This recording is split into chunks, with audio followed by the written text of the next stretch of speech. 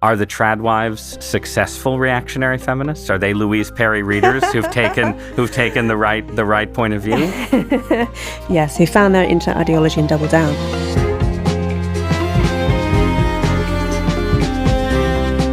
The growing alienation between men and women is, to my mind, one of the biggest stories of our time. I'm choosing to continue to be celibate. I have zero interest in dating ever again. I'm not dating nobody! It's not worth it. It's visible in our politics, where the sexes are more polarized than ever before. And it's visible all over the culture, in a feminist and progressive mood that seems to despair over heterosexuality itself, and in the rise of toxic, online misogynist influencers on the political right. Women exist for sex. You guys need to be able to stand up to your woman and tell her, shut the f*** up, okay? Females don't have independent thought. They don't come up with anything. They're just empty vessels. And then, of course, there's the debate about the mysterious tradwife phenomenon. I submit to my husband. Our husbands are to be the breadwinners as we are to be the bread makers. And my guest this week has some provocative ideas about where the trouble started. Louise Perry is a reactionary feminist, a columnist for the Wall Street Journal Free Expression section, and the author of the book, The Case Against the Sexual Revolution. Louise Perry, welcome to Interesting Times. Hello, lovely to be here. So I'm going to ask you to start by talking about a book that you wrote several years ago now, in the misty days of the early 2020s, that was called The Case Against the Sexual Revolution. So make that case. I should probably start by saying what I think the sexual revolution is, or was. Or was. So I think it's two things. I think it was an ideological revolution, but I think at least as importantly, it was also a material revolution because of the pill. The distinctive thing about the pill compared with other contraception is that women can control it themselves and it's invisible. So you can be walking around temporarily sterile, and in that sense, a different creature from someone who is fertile. And in some sense, it's difficult for us now to really fully imagine what it would be like to live in a world without contraception. It's like the technological basis of so much of contemporary ways of life and of politics. And so the book was not a refutation of the sexual revolution. I'm a beneficiary of the sexual revolution in loads of ways. And I think that there were upsides. It's, as the title says, it's the case against. So what is the case against? What then is the critique of the New World Order? That there are important ways in which men and women are different from one another, which in any other era is just a completely trivial thing to say, but it is somewhat provocative right now. There are obvious physical differences between the sexes. Only women can get pregnant. There's an inherent asymmetry in terms of physical vulnerability, which is just a fact that we can't get away from. And then more controversially, there are also some ways in which men and women differ on average psychologically. There are obviously outliers in every direction, but in general, so when thinking about sexual relationships, men have a stronger drive in general towards having casual sex and having lots of partners, enjoying all the fruits of the sexual revolution, than do women. And women also disproportionately suffer the costs of sexual relationships that go awry. So in terms of unwanted pregnancies, which still happen even in the age of contraception, I think it's something like half of pregnancies in America, probably the same in Britain, are unplanned.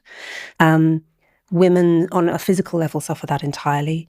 And also women are much more likely to suffer from sexual violence, and will always be at a disadvantage when alone with a man, all else being equal. So in that sense, a culture of casual sex is very much worse for women than it is for men. Even if there will be some women who enjoy casual sex, who seek it out, I don't refute that. I think that a culture where that is the expected way in which one makes one's sexual debut, say in college, is bad in general for women. And to some extent, I've written this book as a millennial, right? So I've come out of, when I was a student, that really was the prevailing culture, that really was riding high. That might be less true now. I think we can get onto this. Right. No, we're gonna talk about how completely the world has changed since you wrote the book. This book in like 2020, right. You're writing about a world in which sort of the norms around sex are at least supposedly defined by hookup culture. Yeah. Okay. So the case for it? The case for it is straightforward. Yep. Right. You give women a kind of autonomy that they didn't have before. You enable people to escape from scenarios where they have to marry the first man that they had sex with, right? Yep. And then this feeds into a different kind of material revolution where women are able to succeed and thrive in the workplace as never before. Yeah. How does that fit into your critique of the sexual revolution? Is it just sort of an asterisk? Is it something that's inseparable from the changing sexual landscape? How do women in the workforce fit in?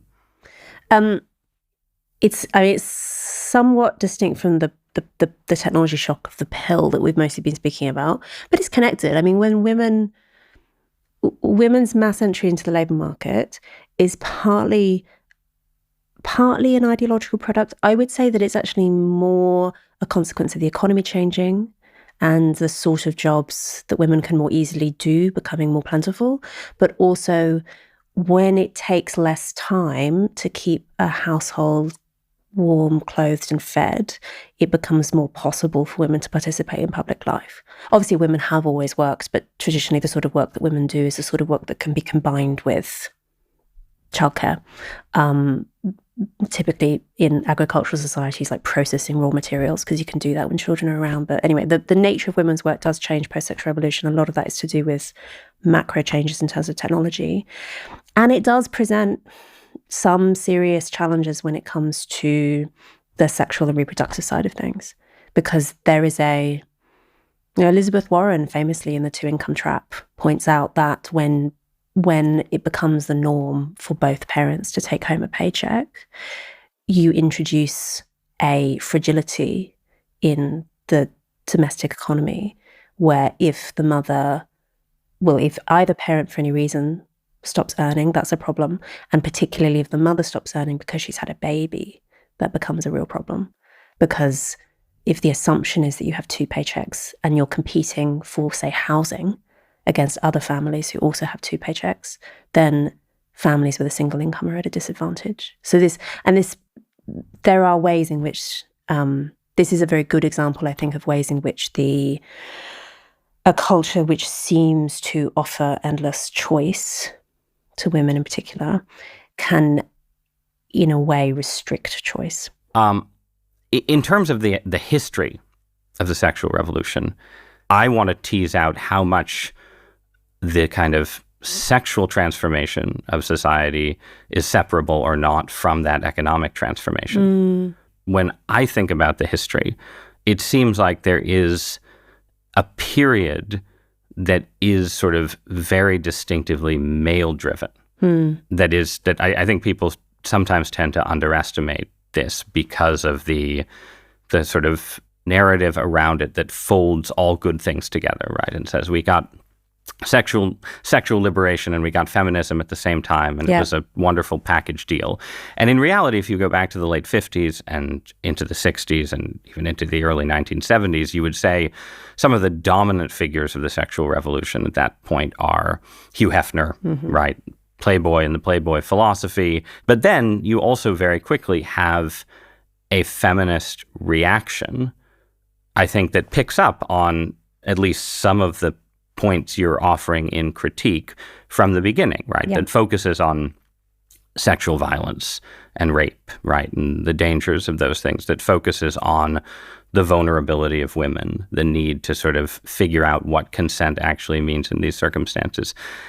Can you give me your sense of what is the feminist critique of the sexual revolution? And then I guess from your perspective, why does it not succeed in sort of dealing with the problems and the fallout? So the feminist critique of the sexual revolution emerges almost immediately. Andrea Dworkin and Catherine McKinnon, these are some of the key figures who are from the get-go saying this isn't in women's interests. And there's the so-called sex wars of the 70s and 80s is an intra-feminist argument over exactly this. And I think that what was that argument?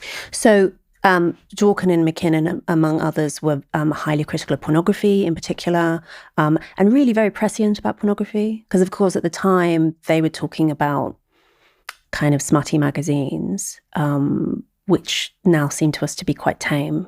But actually, I don't think that Dworkin would have been surprised at all by what internet pornography has ended up looking like. I think that they had a better sense, actually, of where the cultural winds were blowing than their critics. They're also very critical of the sex industry in general and of the idea of women's role being as instruments to male sexual pleasure. But they ended up losing the argument. And it was certainly by the 90s, the sex positive vision, as it's sometimes called, was riding high. And then the emphasis was not so much on women as a class, being because Dworkin and McKinnon, they're thinking really in Marxist terms about women as a class of people who are affected in these kind of material ways. The feminists who end up winning the day culturally take a more individualistic approach, see it more as a choice that women can make on a personal level to maximize their own autonomy by using whatever tools they want to, etc.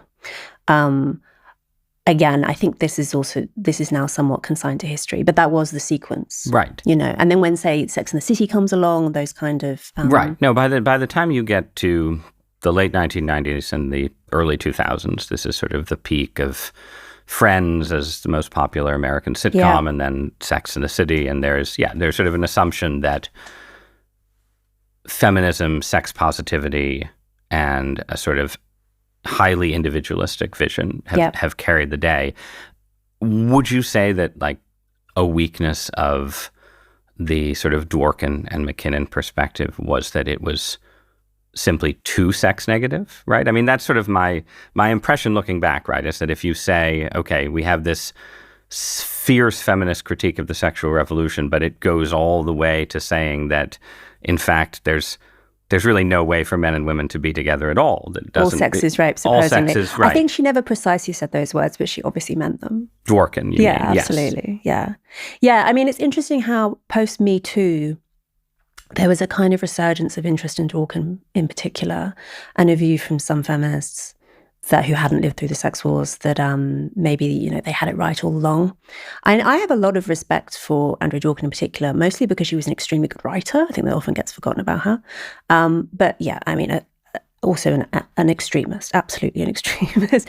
And the hostility towards men is palpable.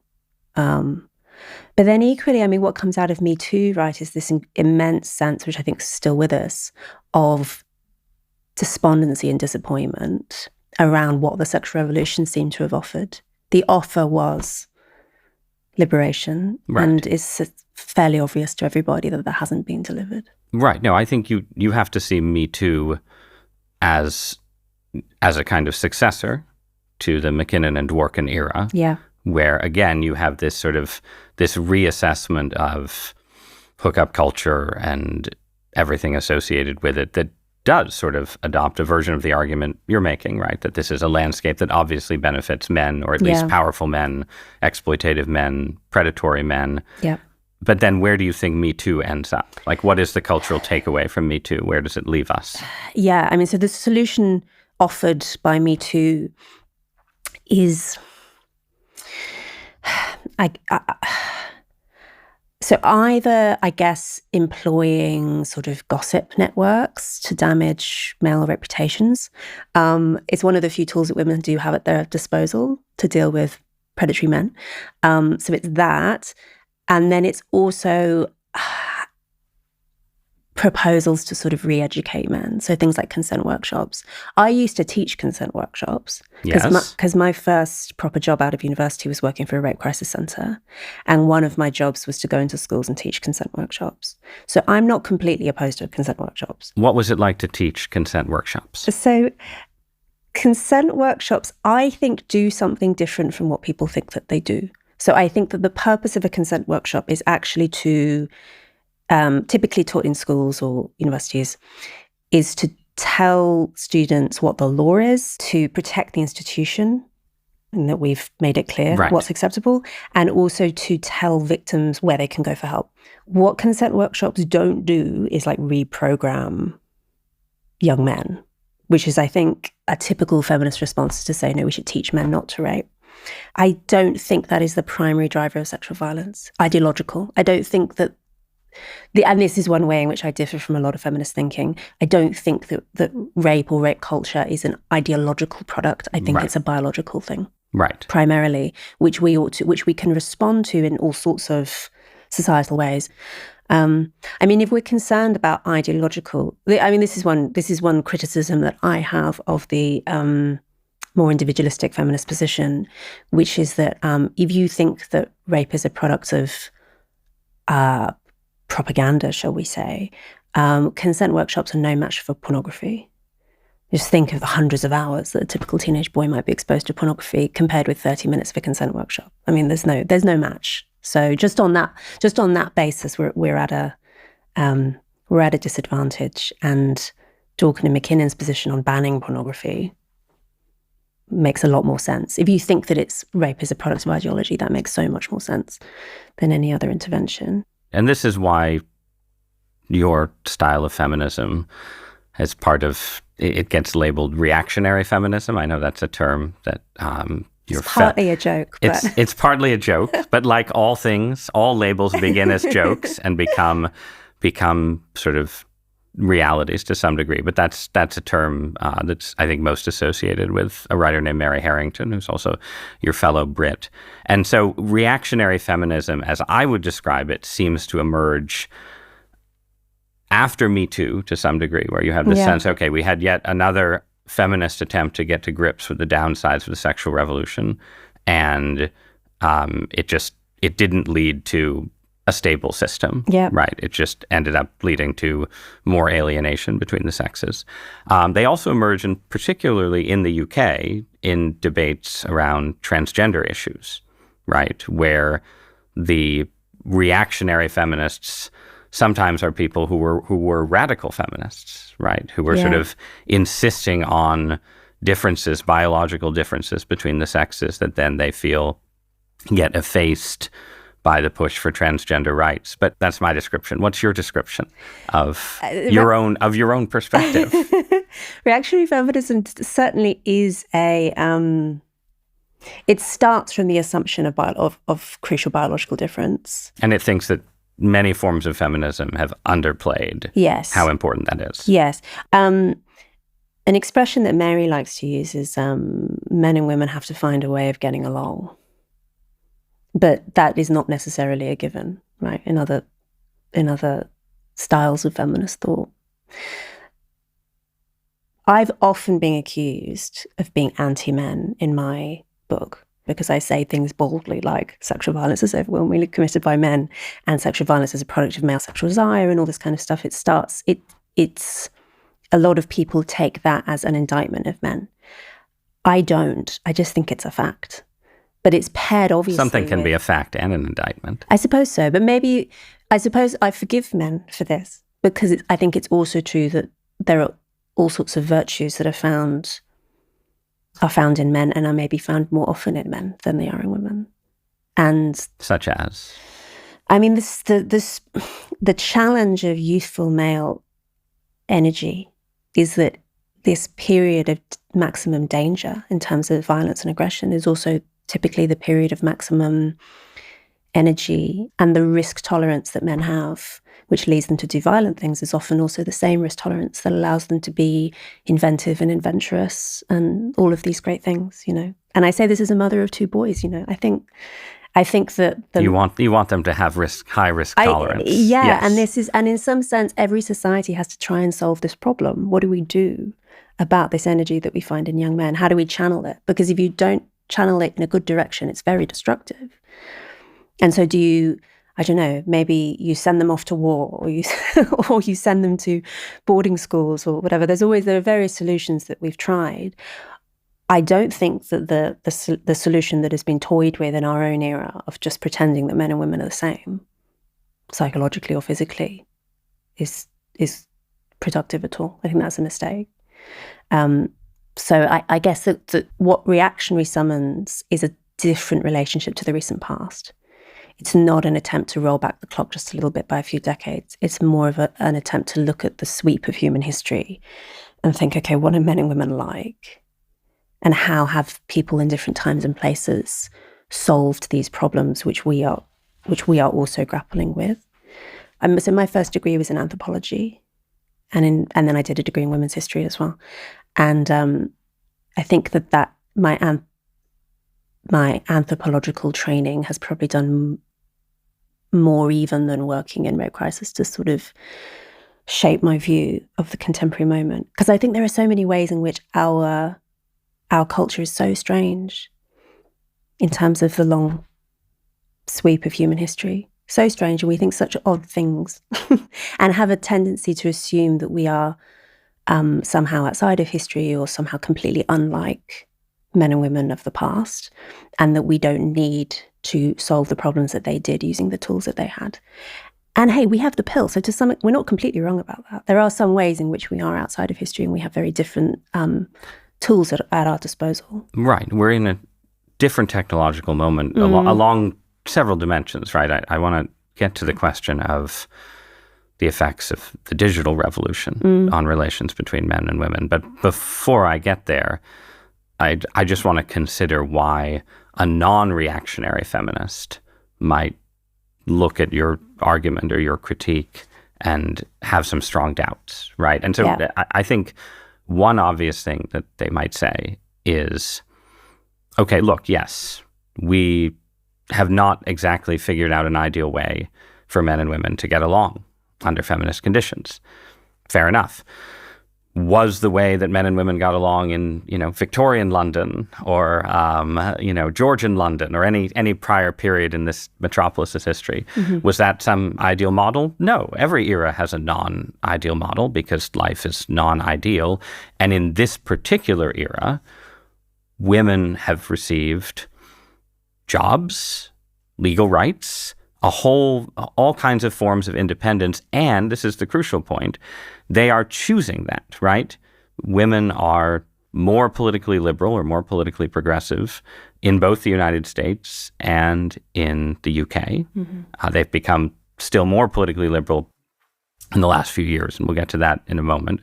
But generally, they are, they are free actors in a free society making free choices. And a case against the sexual revolution that starts with the idea that it has been bad for women, isn't that accusing women of false consciousness to some degree, of not understanding their own interests?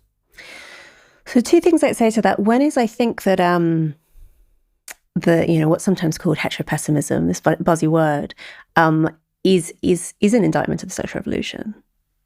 What is heteropessimism? So heteropessimism is a word sometimes used to describe particularly women's feeling of antagonism and disappointment towards heterosexual relationships with men, and the feeling of just wanting to opt out, which is often, a product of being burned by hookup culture. And I think that a lot of this is downstream of lack of friendships with the opposite sex. I think also feeds into women not necessarily having had any positive close relationships with men until they are inducted into a sexual culture which assumes that the default initial relationship will be casual. I think that is a lot of what explains heteropessimism, that if your only experience of men is within a culture which does favour their interests, I just mean specifically the sexual culture favours their interests, it's not surprising that women are feeling negative. And it's not difficult to find women raging against a culture of casual sex. But then also, people are still falling in love and getting married, right? Yeah. And they are getting married and falling in love less often than they did 40 or 50 years ago. But the marriages that are made have tended now to be a bit more durable. The divorce rate is down somewhat, right? So you have kind of people who do get married are selecting into marriages that are, reasonably long-lasting. are more egalitarian, Yeah. right? Men do more housework and spend more Loads time more, taking care of children and so on. And again, they're the compensations of professional success and independence, right? I mean, how do you wait for those? Like maybe the price of professional success and education is just a little more heteropessimism. And maybe some people will just opt out. Right. And they're allowed to. Yes. That's fine. And clearly there are people who are, despite all of the ways in which we have redesigned the default life course such that it is no longer the standard sequence to, be essentially match made by your community and then to get married and to have children, all this default. There are people who are nonetheless doing that. One thing that I would say though to feminists, to fellow feminists, is that if we can't find a way of encouraging a feminist way of having children, like if feminist cultures turn out to be cultures that cannot reproduce themselves, then the political project dies within a generation. Just what you were talking about with heteropessimism, right? There's just much more hostile discourse between men and women coming from the feminist left, obviously coming from a kind of masculinist right. And this, I think it's the negativity that is really striking to me. And again, lots of this, maybe especially in the States, but I'm sure in the UK as well, has focused on men and male alienation. But there was a really good essay in the New Statesman, sort of left of center, right, British publication, about female alienation, that sort of women are moving left out of a kind of profound cultural alienation, deep pessimism about the whole social structure, like sort of hostility to capitalism and hostility to young men seem to go together. And then you have obviously something very powerful happening with younger men who are sort of deep into forms of right-wing politics that are like, sort of tangled up with misogyny as well as forms of racism and anti-Semitism. How much of this do you think is just digital conditions? Like just as the pill was a revolution, like how much of it is just the internet is bad for relations between men and women? I think quite a lot. One of the things that the internet does is that it exposes what the other sex is saying about you all the time. Okay, go on. Yes. No, this is something that, say more about what that means. So what would previously have been locker room talk or would have been women gossiping amongst themselves is public and exposed in a way that it was never historically. And I think that type of talk ought to be private. It's perfectly normal and natural for people to have mostly homosocial kind of friendships and to say vulgar or unkind things in private. But now, of course, the internet blasts this out into the public domain. I think that is part of the problem. I think also, and this has been much commented upon, the extent that internet encourages people to double down on their ideologies is also part of the problem. I'm sure that this is a big part of what's going on with young women.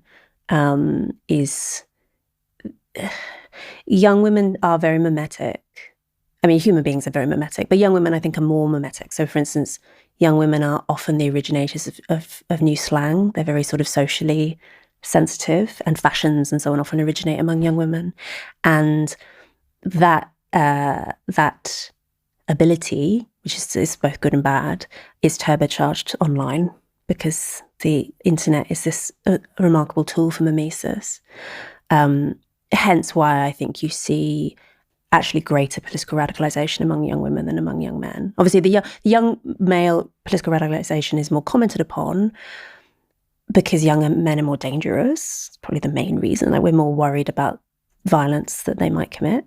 I think the manosphere is unlikely to encourage young men to be violent and dangerous. I think is quite likely to encourage them to be lonely and sad. And that seems like a problem.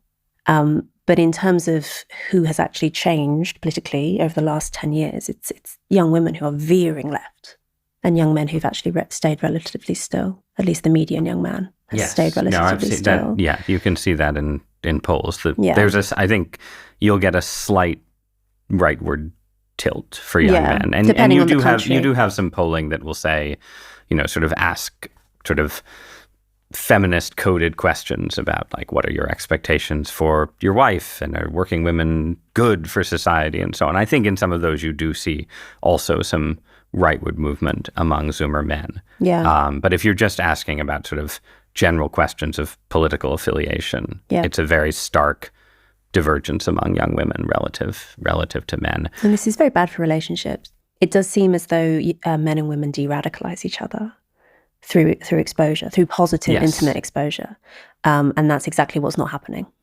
What about, though, so in addition to sort of misogyny on the right and anti-masculinity on the left, you also have a sort of cultural phenomenon in the last few years that is itself sort of reactionary, right? Which is the tradwife, right? Are the tradwives successful reactionary feminists? Are they Louise Perry readers who've taken the right point of view?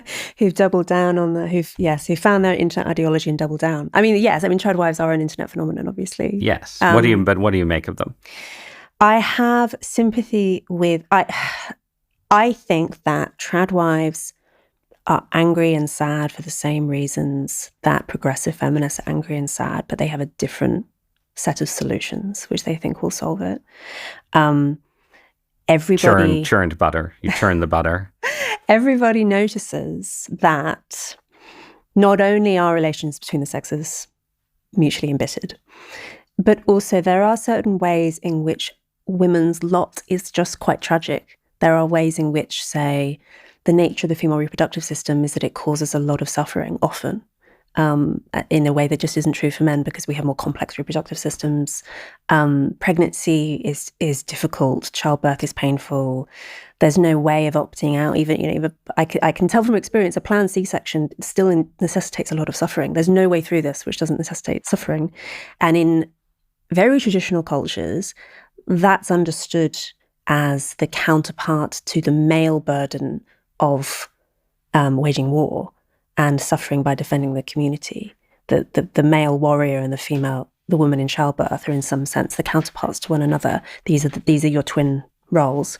But of course, men don't do that anymore in cultures like ours. So, men have basically been excused the suffering traditionally that they were burdened with.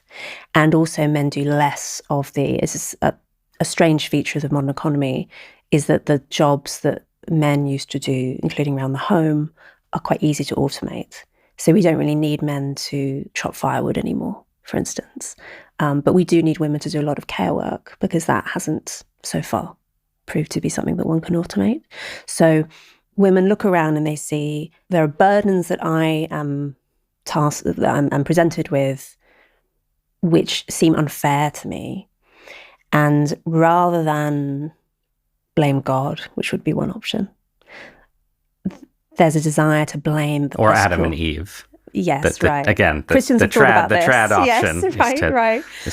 But for many people, they think maybe this is a product of politics, maybe this is patriarchy or whatever. And there's an attempt to try and solve the problem. And I think tradwives, in a sense, they're doing that, right? Like, say, the position on childbirth, a popular view among people in the kind of tradwife online space is, which of course isn't very trad because it's deeply online. So there's an inherent contradiction there. But yes, we're performing everywhere. Yeah, right. Is that the reason that childbirth is painful and dangerous and difficult is because of modernity has ruined it in some sense. The hospitals are the problem, that the sort of male-dominated, I actually wrote my thesis on this, that male-dominated obstetrics has wrested it from the traditional control of women, and this is why it's bad. And so you have things like free birthing emerging as a very small subculture, but this is where you give birth not only at home, but without any assistance. You give birth on your own in the hope that maybe this solves the problem. And of course it doesn't. So these are wicked problems. They are just wicked problems. And I feel very sympathetic to women and men of all of these different online generated subcultures who are sort of raging against the world and the unfairness of some of... There are problems that modernity can't completely solve. We live so much more comfortably and safely than any of our ancestors, but, there is still pain, there is still social friction, there's everything. Right. That can't really be solved. And no, but wait. I'm going to ask you to solve them. That's why you're here, right? I'm really interested in what you think the models of improvement are. Is there a different culture that's imaginable in a world with the pill and the internet, right? Yeah. And I'm going to ask you to imagine it. You're in charge tomorrow, right? And we can start this as just, what advice would you give to a young person, let's say going to college, going to university, right? We would say over here, going to university with, minimal romantic experience, who's not sort of profoundly religious in a way that sort of sets a script for their sexual life. How should this hypothetical young person approach dating? Like, what is the system that should exist? I guess those are different questions. You can take it either way. Well, I'll start by offering one concrete view, which is on contraception. I am not completely opposed to contraception. I think, though, that women in particular should behave as if contraception doesn't exist. If you would not have sex with this man, if you weren't using contraception, then you should not have sex with him at all. I mean, in choosing the man rather than the moment, If this man wouldn't make a potentially good father to your children, then you shouldn't have a sexual relationship with him. I think I would absolutely say that to my sons as well, right? But I'm not completely opposed to contraception. And in fact, when the pill first came on the market, it was available exclusively to married women as a means of spacing births. And actually, I think that is the key miraculous thing that hormonal contraception can do, is allow women to safely space births for the sake of their own health. Because having a baby every year is bad for your body. Maybe that's my concrete proposal, that you should use contraception within marriage, rather than as a means of seeming to have consequence-free sex. But the problem is, it isn't actually consequence-free, either physically, but also socially or psychologically. In terms of the rest of it, I mean, I tend to think that this might be a problem that kind of solves itself. People are going to find in the post-digital revolution, there will be people and their subcultures that emerge who are able to solve these problems, who find solutions to not being completely so deranged by the internet that they can't form relationships with the opposite sex. Something that I'm noticing, at least as time goes by, is more and more people making efforts to log off and to reject being excessively online, as a spontaneous recognition that it is deranging. So maybe more people will do that as time goes by, and those will be the people who find spouses and have children and pass on that culture. Right. Is that too optimistic? Well, I want to dig in a little bit, though, on what that culture actually looks like, right? So you're basically arguing that we should have a culture of greater sexual restraint, in which people try to have sex primarily with people who they consider prospective mates. Yeah. So in this world, just to imagine it, there is still premarital sex. Probably not. There's no premarital sex. I don't know. I mean, I'm not...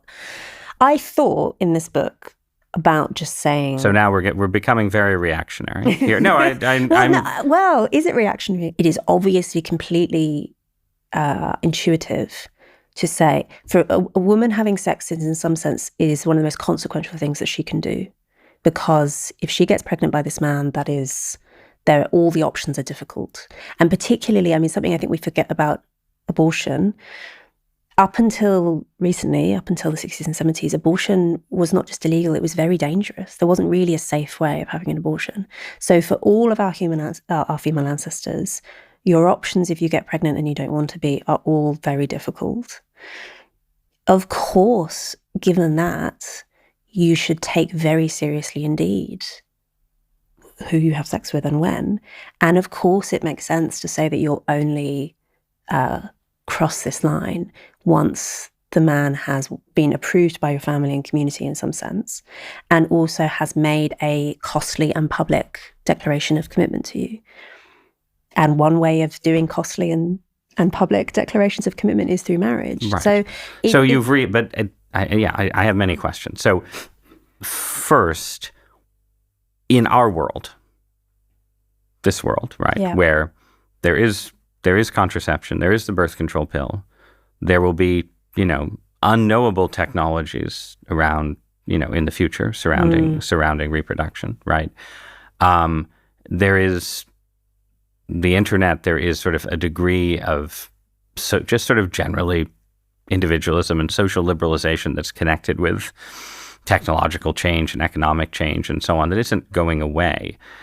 In that world, is it imaginable to have that kind of stringent norm outside of, again, sort of an intense religious community? Yeah. Right. Well, I think the religious are going to inherit the earth for multiple reasons. But so then in the future, you're suggesting, right, that this kind of ethic returns via just the return of religiosity, because religiosity is what yields people having children, right? Yeah. But earlier, you were saying that feminists, progressives, people who are, if they are religious or not, religious traditionalists, should wish for a world where their own ideas sort of flourish and continue. So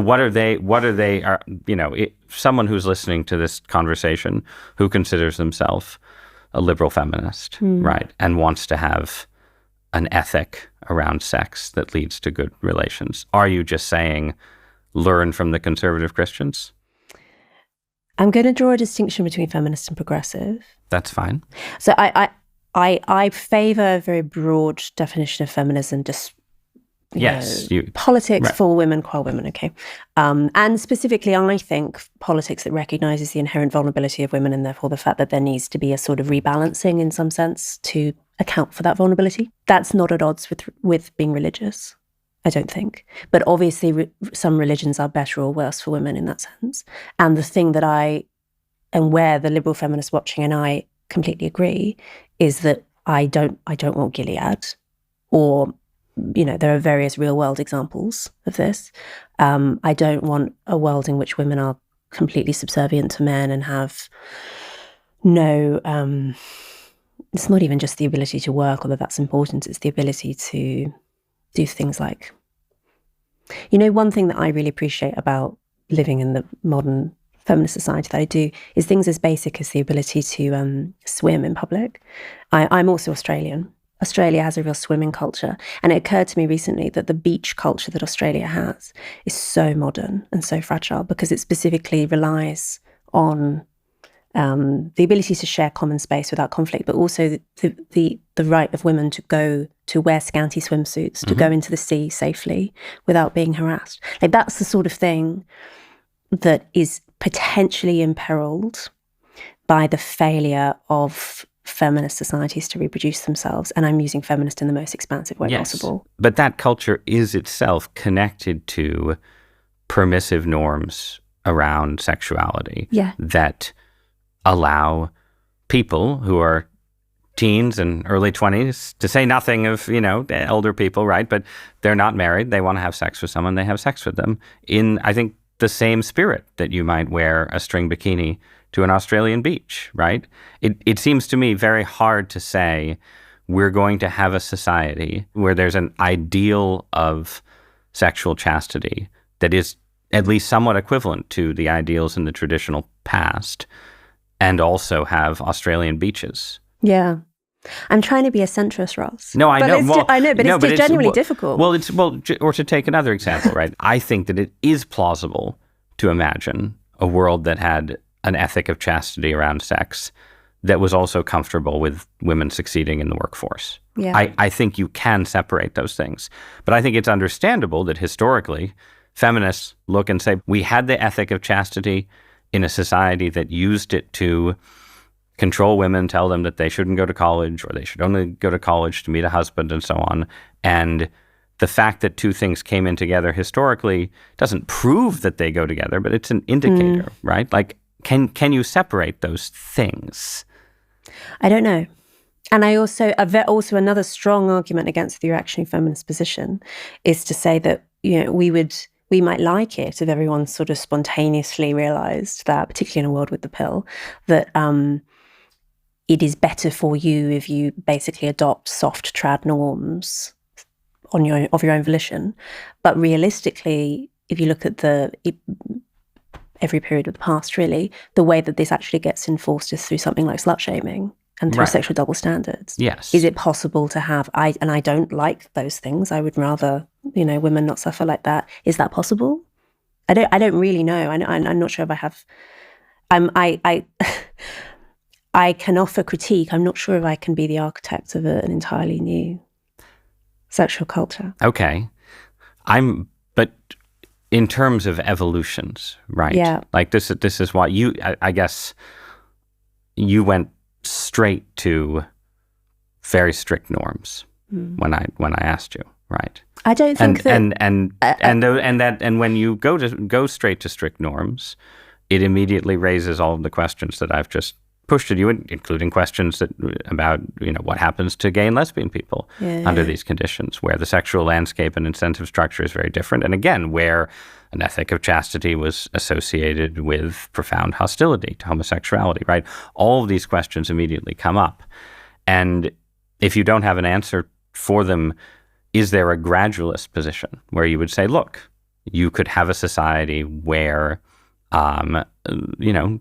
people were understood to have sex before marriage, but there was a kind of ethic around it that said casual sex is bad? I hope so. I mean, so the one thing I'd quibble with is strict norms. Like, I don't think that a social disapproval of premarital sex counts as strict.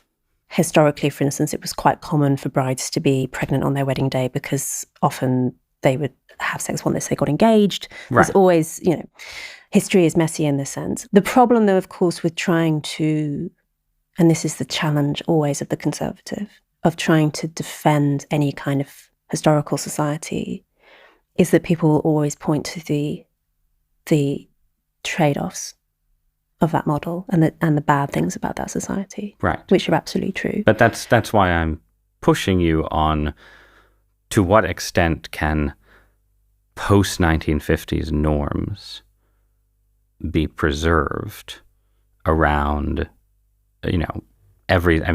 there's the list is just extremely long, right? Of things that you could throw in, questions around consent in marriage and marital rape, right? How much of that is in the end compatible in some near future or far future with an ethic of sexual restraint? And to what extent is there just this fundamental tension that we're dealing with, where you can have female emancipation or you can have sexual restraint, but you can't have both? Well, I hope that's not true. And I would say that female emancipation is on a spectrum. So one can imagine, because they have existed, societies where women have, say, the right to vote, but also there are clear default templates for having children, and it's considered eccentric not to, for instance. Like that seems to be possible.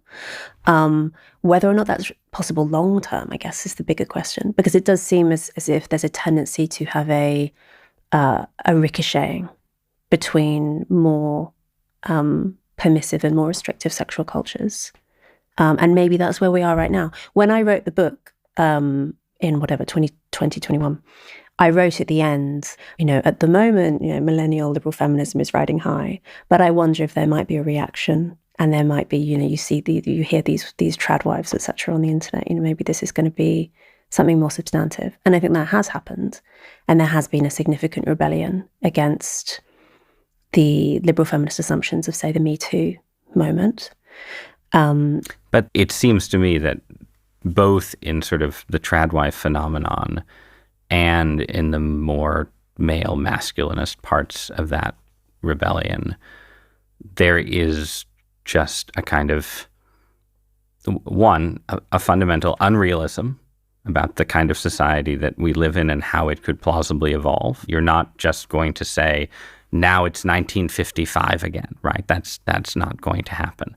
So what would be your argument from a feminist perspective to people who are like, what's she doing calling herself a feminist, right? Feminism is, terrible and responsible for every evil in society, and we just need to bring back patriarchal authority. Why should they care to preserve things that feminism has won? I think it is good for women to be educated and to have minds of their own, and to be one of the things that we have learned from the sexual revolution is that women actually do have remarkable capacities to actually outshine men in some professional contexts. Women are actually just as capable as men are of using their intellectual capacities. It is a real shame for society, aside from the interests of those women, it's a real shame for society to lose that. I would say that that's true. It's also the case that professional life is at odds at certain crucial moments with motherhood, and that for women to entirely imitate the male life course will often be at odds with having children at all. And so there has to be a point at which that kind of gives way, and there has to be some site of compromise. But why is it good for the man to help figure out those balances? Because that's what